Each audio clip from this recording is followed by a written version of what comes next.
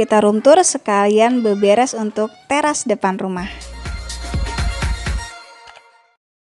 Halo, assalamualaikum, ketemu lagi dengan Main di blog Inara TV channel. Mana kondisi teras depan rumah Main? Selalu rapikah? Nah, hari ini Main mau beberes untuk teras depan rumah Main, sekalian kita room tour. Sebelumnya jangan lupa di subscribe dulu blog Inara TV channel dan tekan tanda lonceng untuk dapat notifikasi secara gratis.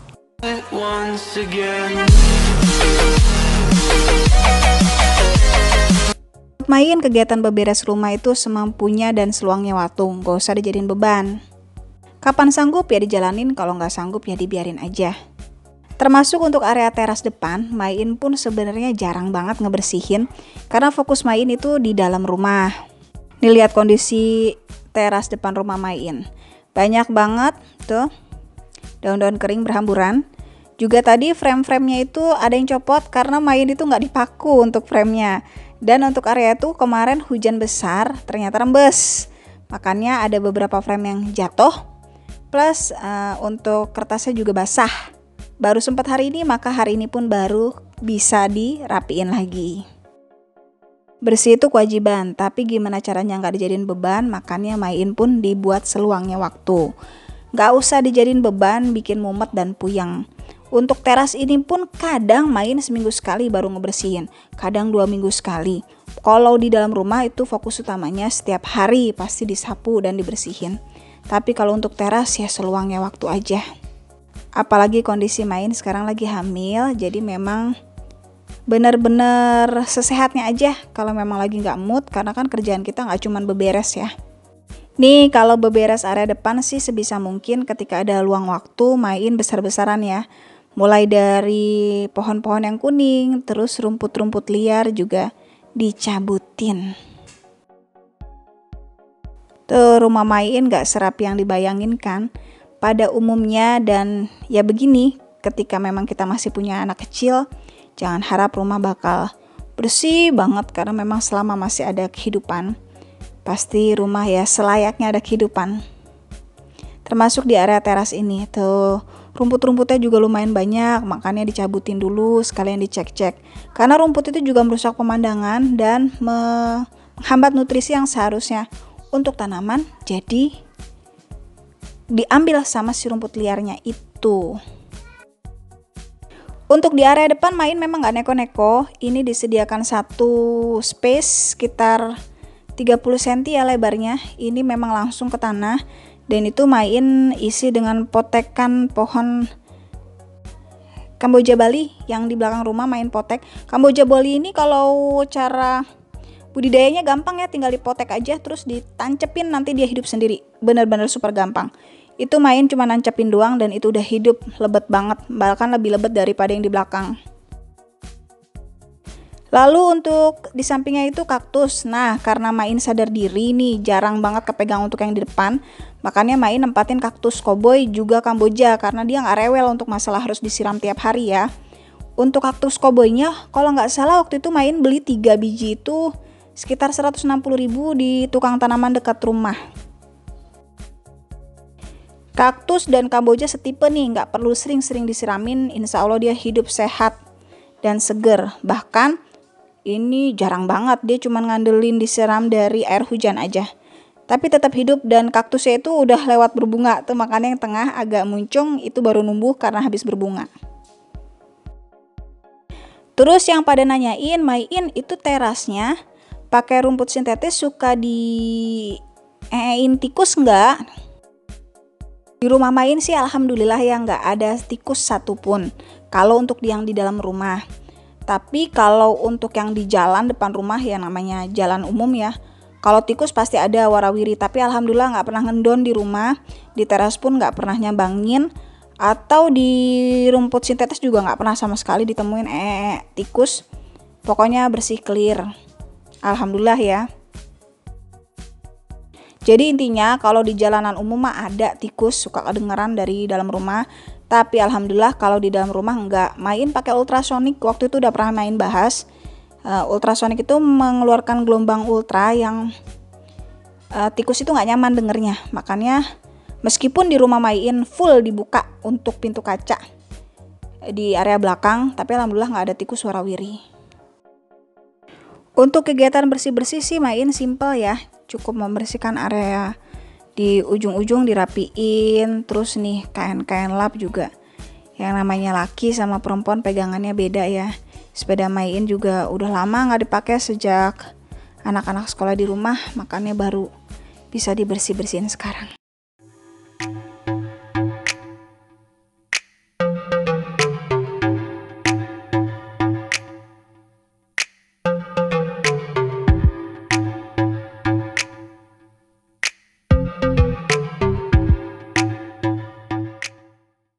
Paling ngeselin itu memang rumput liar tuh di depan rumah juga.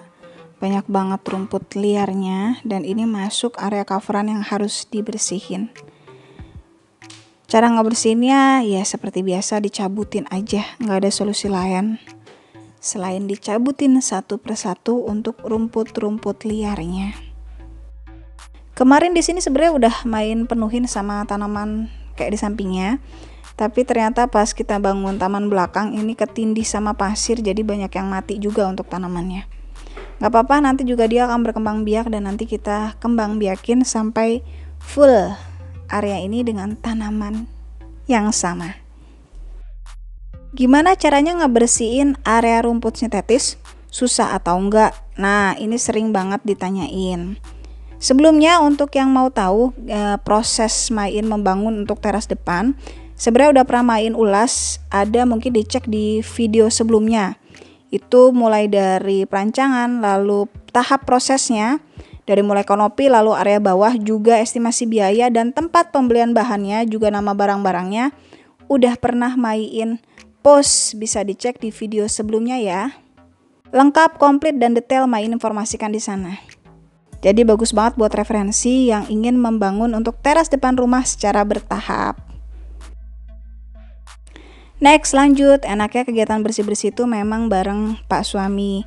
Nah nih untuk informasi, rumput sintetis main sama sekali nggak dipaku atau dilem. Tadi kelihatan ya main angkat, dan itu debunya juga kelihatan. Kenapa main nggak lem atau nggak dipaku? Karena memudahkan untuk dibersihkan.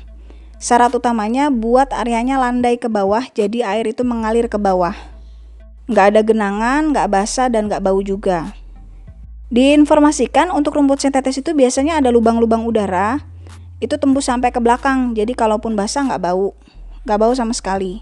Syarat utama yang tadi saya informasikan, bikin areanya landai ke bawah, jadi ketika ada air pun langsung turun ke bawah.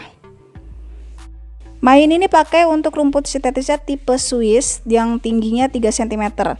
Ada 2 spot ini agak beda tuh, dari warnanya kelihatan. Itu main kebetulan kehabisan dana dan ini membeli di toko yang berbeda, hasilnya memang berbeda. Gak apa-apa, yang penting ke cover. Kurang lebih terlihat sama sekilas. Nah, nih yang pada nanyain gimana cara ngebersihannya. Kalau main sih cuma disapu-sapu kayak gini aja. Tuh kalau disapu nanti akan turun sendiri untuk kotorannya mengikuti. Gampang banget kok rumput sintetis untuk perawatannya, main bilang. Nggak bau dan nggak apek. Terus kalau ada yang bilang ada suka cacing nggak di bawahnya? Kalau di rumah main sama sekali, bahkan areanya kering boleh dibilang. Karena tadi poin utamanya bikin areanya landai, jangan sampai ada genangan. Jadi sama sekali nggak ada genangan air, nggak bau dan nggak lembab ya. Ini kondisi di rumah main padahal baru hujan. Tuh makanya area depannya agak masih basah. Tuh gampang banget kan? Disapunya juga bukan pakai sapu lidi, pakai sapu uduk aja. Kotorannya udah langsung keluar. Buat main sih simple, praktis, dan menyejukkan mata untuk rumput sintetisnya. Just info nih, kalau untuk rumput sintetis itu yang membedakan biasanya ketinggiannya. Jadi mulai dari 1 cm, 2 cm, 3 cm, sampai yang tertinggi kalau yang main tahu 4,5 cm. Dan main ini pakai yang 3 cm. Itu area depan gerudugan, itu karena memang lebih tinggi di desainnya. Harusnya sampai tengah itu aja, tapi main mau fullin karena ada sisa rumput sintetisnya, makanya semuanya dipakai aja. Nah, yang buat nanya arang-arangan, inilah keramik arang-arangan memang ukurannya udah dari sananya, alias main nggak motong.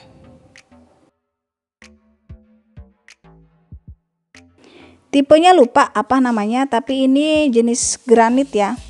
Sama dengan teras rupan rumah ini, tipenya granit. Kalau granit itu biasanya punya karakter lebih kuat meskipun harganya lebih mahal. Nggak apa-apa kalau main bilang sih untuk teras kebutuhannya memang lebih kuat, makanya sebisa mungkin dipilih materialnya yang unggul.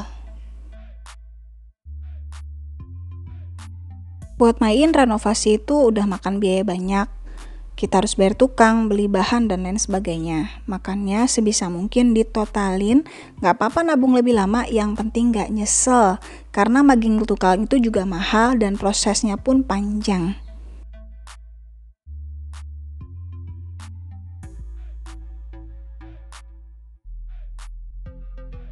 Rencana beberes kecil, ternyata Pak suami nyaranin untuk berberes besar.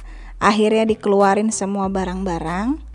Dan beginilah penampakannya, jadi lebih lebar ya karena main full, memang di renovasi semuanya biar dikondisikan muat 2 mobil. Untuk saat ini memang 1 space untuk mobil dan 1 space lagi untuk motor, sepeda, dan lain sebagainya.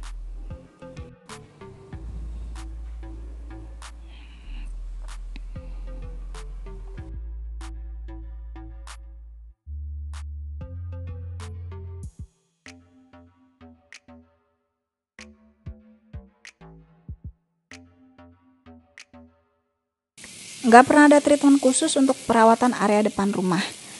Untuk area sebelah kiri itu lantai granit, area sebelah kanan itu granit plus rumput sintetis. Cara ngebersihinnya tadi setelah disapu lalu disiram aja kayak biasa nih, kayak gini. Untuk di area rumput sintetis pun sama, disiram aja, nanti debu-debunya juga pada lepas.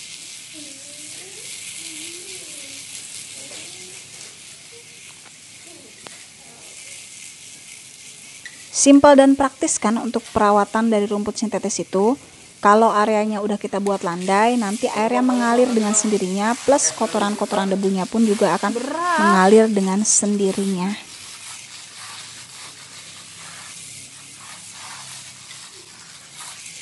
Nggak usah ribet diangkat, nggak usah ribet digebrokin satu persatu, cukup disapu dan disiram aja udah cukup buat main.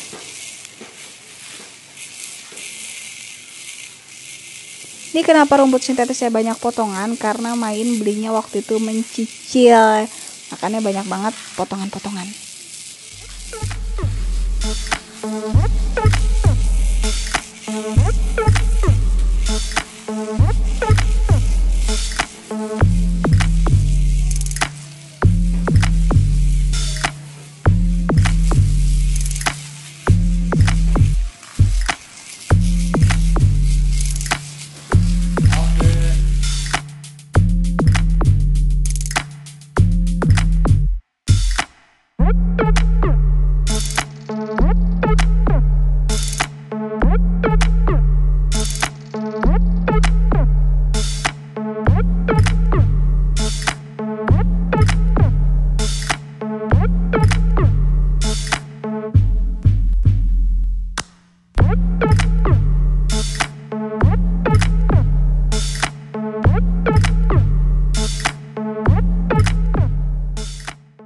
Nah, untuk ngebersihin lantai granit gimana?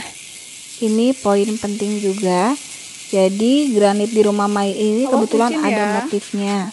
Dan ini kayak motif tegel random. Mai sengaja memilih warna tegas. Tadinya mau milih warna soft, tapi yang udah ngeliat beberapa tetangga pakai warna soft. Karena di depan itu pasti kan kena cahaya matahari ya. Itu ada yang untuk kondisi granitnya tuh makin pucat warnanya, makanya Main memilih untuk yang warna tegalnya lebih tegas, jadi lebih men-save untuk warnanya. Jika nanti terkena sinar matahari berlebih, nggak terlalu pudar dan terlalu pucat.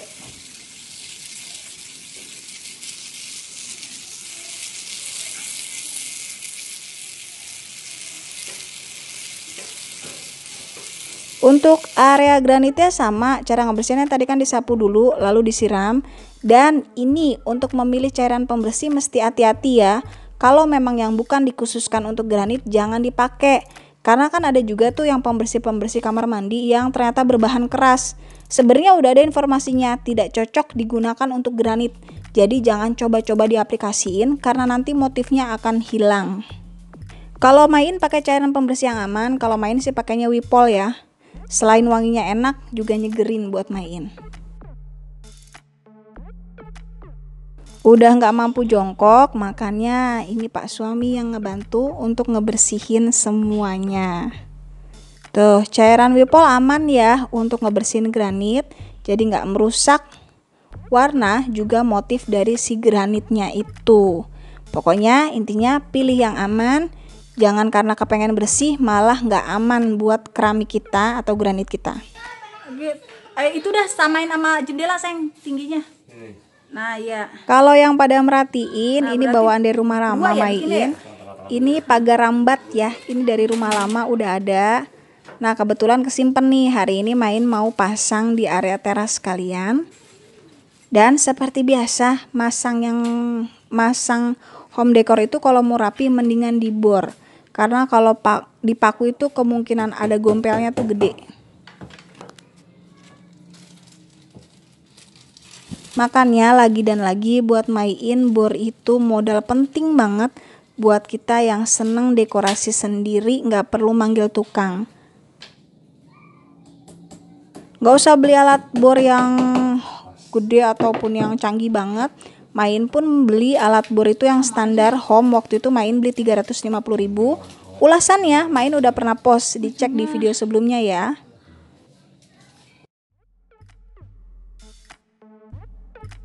Kelar untuk nempel-nempelnya, lanjut kita ngepel. Ini semua yang ngelakuin Pak suami karena Main udah hamil besar dan gak nyanggup lagi untuk kegiatan jongkok-jongkok atau kegiatan yang berat. Suami pun pasti nggak ngizinin ya. Tips dari Main, kalau ada yang nyinyirin, nggak kasihan suaminya disuruh-suruh, harusnya malah dibales. Justru suami yang membantu kegiatan domestik istrinya, dialah yang lebih paham tentang kewajiban dalam berumah tangga. Karena suami bukan bos dan istri bukan pembantu. Jadi selayaknya dan sebaiknya kita lakukan berdua tanpa ada paksaan. The best pokoknya buat para suami yang mau dan sadar juga improve untuk terus belajar tentang kewajiban dan haknya dalam berumah tangga. Justru dialah sosok yang harus dijadikan teladan ya bun. Gak perlu malu karena indahnya rumah yang menikmati adalah orang yang di dalam rumah. Gak usah peduli sama nyinyiran orang.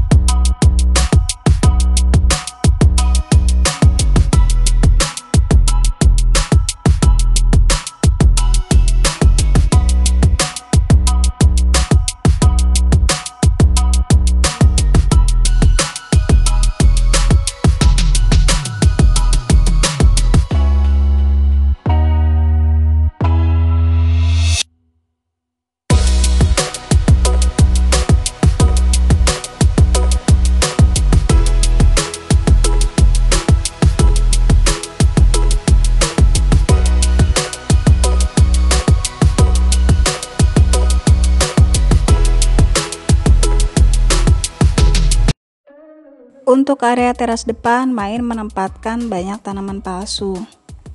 Karena alasannya simpel, Main gak mau ribet dan memang belum bisa mengadopsi untuk tanaman asli di area depan rumah. Lalu pemasangan frame juga pernah Main ulas di postingan sebelumnya. Dan ini tadi pagar rambatnya Main kasih untuk tanaman juntai. Lalu ini ada rak sepatu yang tertutup dan yang ini yang sifatnya open. Untuk tanaman palsunya random main, kebanyakan beli langsung di gerai atau di toko ketika pulang kampung. Nama tokonya yang main datengin biasanya ini di area Yogyakarta, dekat area Malioboro, namanya Joli Jogja. Untuk ulasan pembangunan proses area teras depan pun sudah pernah diulas sebelumnya, bisa dicek di postingan sebelumnya. Lalu untuk rak helmnya ini koleksi dari toko Inara, dan rak sepatunya juga koleksi dari toko Inara.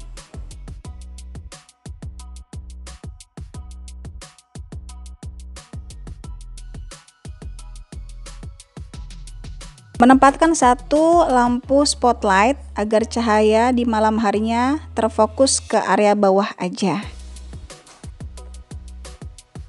Semuanya berproses dan area depan teras rumah Maiin pun ini berproses kurang lebih 1 tahun. Dulu area depan ini polos tanpa kanopi sama sekali. Dan setelah melewati proses panjang setahun lebih baru bisa buat kanopi dan diperbaiki untuk area depannya. Jadi untuk yang masih berproses jangan berkecil hati, jangan bersedih.